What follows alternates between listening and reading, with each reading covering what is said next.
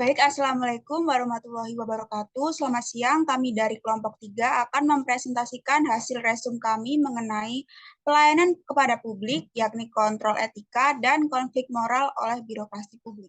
Berikut anggota kelompok 3, yang pertama ada Feren dengan NPM 026, yang kedua ada Laras dengan NPM 065, yang ketiga ada Rizky Buanasari, NPM 153, dan saya sendiri Karin Margareta, NPM 162. Kemudian ada Fajar Tridian dengan NPM 213, dan yang terakhir ada Regina Maulidia dengan NPM 254. Masuki materi yang pertama, di sini ada kemiskinan pragmatisme. Paul Duguid pada tahun 2000 memaknai birokrasi sebagai jenis institusi moral untuk mengatur segala urusan publik dan berkomitmen pada segala norma. Adapun norma-norma tersebut sebagian besar dikatakan telah hilang atau luntur dalam pelaksanaannya. Dalam hal ini, pragmatisme menghilangkan adanya gagasan publik dengan berpikiran sempit ataupun instan dan menganggap rendah nilai norma maupun pihak yang terlibat di dalam pelayanan publik. Bahkan di dalam pendekatan ini telah dianggap ketinggalan zaman akibat tersapu oleh modernisasi. Kemudian yang kedua ada birokrasi disalahartikan. Terkait fetisisasi, pada abad ke-20 telah terjadi kebingungan di antara para kritikus akibat ketidakmampuan untuk membedakan birokrasi atau kata benda sebagai metode pengorganisasian urusan publik atau kata sifat. Pada masa itu yang seolah-olah pemerintah hanya sekedar melakukan penyampaian barang dan jasa. Sehingga dalam hal ini didapati kesalahan dalam mengartikan birokrasi.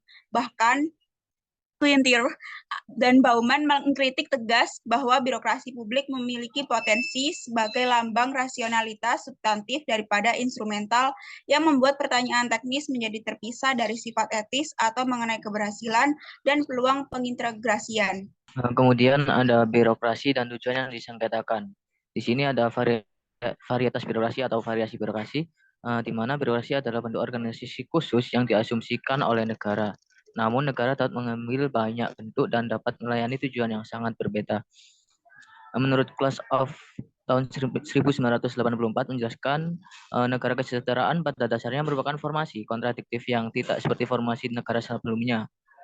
Harus memenuhi persyaratan, tidak harus modal tetapi juga tenaga kerja. Negara kesejahteraan pasca perang perlu terus bekerja untuk mempertahankan legitimasinya dengan dua cara. Yang pertama harus terlihat komitmen terhadap keadilan sosial melalui retribusi. Yang kedua adalah ia harus menawarkan sedikit akuntabilitas demokratis, terutama melalui pengembangan bentuk pemerintah lokal dan regional. Ketidakberpihakan dan responsif.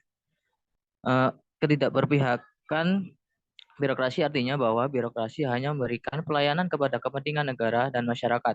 Birokrasi sebagai pelayanan publik yang menjalankan fungsi-fungsi negara mengayomi warganya. Gambaran birokrasi yang berposisi netral ini merupakan gambaran yang cocok sebagaimana yang diidealisasikan oleh Max Weber. Birokrasi negara tidak dapat sekadar menjadi alat untuk mewujudkan serangkaian tujuan yang ditentukan.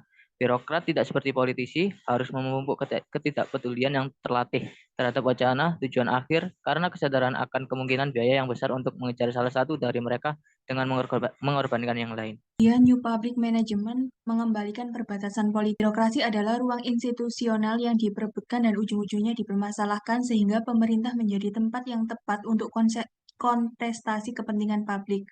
Menurut Stewart pada tahun 1996, pemisahan kebijakan dari eksekusi harus ditentang. Setiap tingkat pemerintah harus optimal dalam membuat keputusan tentang kebijakan, strategi, dan operasi yang sesuai. Artinya, pemisahan kebijakan dari operasi atau penyampaian dan keyakinannya bahwa efisiensi adalah satu-satunya kriteria yang digunakan untuk memilih antara publik dan swasta dan dapat dilihat sebagai anti konflik fundamental dan karena itu disebut anti demokrasi. Kemudian birokrasi dan ambivalensi. Ambivalensi dan diri non-kesatuan. Birokrasi adalah mekanisme yang digunakan untuk mengatur urusan publik, namun juga tempat terjadinya pertentangan kepentingan publik. Negara, terutama bagian yang terkait dengan kesejahteraan dan keamanan warganya, harus menangani berbagai masalah yang diinginkan masyarakat untuk disingkirkan dari diri mereka sendiri. Ini tercermin dari berbagai kecemasan sosial yang memiliki dimensi eksistensial, sejarah, dan budaya. Kecemasan ini muncul karena kita memiliki ambivalensi moral, yaitu perasaan berlawanan yang ada dalam pikiran kita. Dan sifat kecemasan sosial. Kecemasan sosial adalah ekspresi dari ketakutan dan keterasingan kita dalam menghadapi nasib pribadi yang tidak diinginkan. Kecemasan sosial ini dipengaruhi oleh budaya kita yang cenderung menghindari ketergantungan dan menolak batasan manusia. Intensitas dari kecemasan semacam itu dipengaruhi oleh pengaruh budaya dan juga merupakan hasil dari penyatuan antara budaya dan eksistensi kita. Sebagai akibatnya, kita seringkali sulit memikirkan nasib-nasib ini dan merasa kesulitan untuk membicarakan secara terbuka kepada orang-orang terdekat yang dapat dipercaya. Mengandung kecemasan sosial di birokrasi publik. Menurut institusi publik, kecemasan sosial yang tidak tertangani akan mempengaruhi struktur dan budaya organisasi itu sendiri. Kecemasan sosial ini berasal dari diri kita sendiri dalam mengendalikan ego, karena rasa bersalah dan malu yang mempengaruhi keberlangsungan hidupnya. Menurut Mensi Slid, untuk menghadapi kecemasan ini dilakukannya sistem pertahanan sosial, misalnya birokrat tingkat jalanan yang memberikan jarak dan depersonalisasi yang digunakan dalam kategorisasi, government dan ambivalensi. Ambivalensi ialah dimensi yang melekat pada hubungan kesejahteraan sosial, tetapi hal itu tetap tidak diterima dan tidak bisa digabungkan dengan budaya yang ada. Salah satu fungsi birokrasi publik adalah untuk mengandung aspek-aspek subjektivitas yang tidak diakui. Hal ini terjadi secara harfiah dan konkret dalam institusi di mana kecemasan menjadi bagian kerja emosional. Selama hal ini terus berlanjut, maka birokrasi akan bersifat parasit. Imajinasi sosial warga negara dan pemerintah akan tetap miskin, dan birokrat tingkat jalanan yang tidak didukung akan terus menghadapi tingkat stres yang tinggi. Birokrat yang beretika sudah menjadi nasib pejabat publik yang secara luas mencakup semua orang yang pekerjaannya melibatkan beberapa tingkat kebijaksanaan dalam negara kesejahteraan guna mengatasi konflik nilai yang tidak terselesaikan dan ambivalensi moral masyarakat. Jauh dari gambaran birokrat yang terikat oleh aturan yang dengan patuh mengikuti prosedur, pejabat publik juga harus memahami permasalahan dalam masyarakat yang kompleks dan beragam di mana ia hidup sehari-hari dan sebagai konsekuensinya.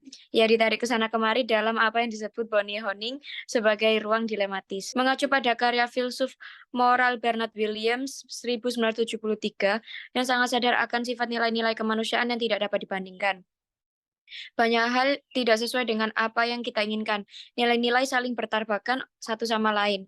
Agen moral harus hidup dengan konflik yang tidak dapat dengan mudah diselesaikan dan harus dijalani. Susan Mendus mencatat bahwa kita berada di wilayah bukan hanya pluralisme, tapi juga ketidakmanusiaan, ketidakmungkinan rekonsiliasi yang harmonis, di mana agen moral tidak dibebaskan dari otoritas klaim yang dia pilih untuk diabaikan. Agar lebih baik lembaga dalam birokrasi publik. Menurut Jessop, mengingat semakin kompleksnya struktur dan ketidakjelasan dunia sosial, kegagalan merupakan hasil yang paling mungkin terjadi dari sebagian besar usaha untuk mengaturnya. Jessop berargumen mengenai agensi seperti apa yang mungkin akan diinginkan dalam ruang dilematis.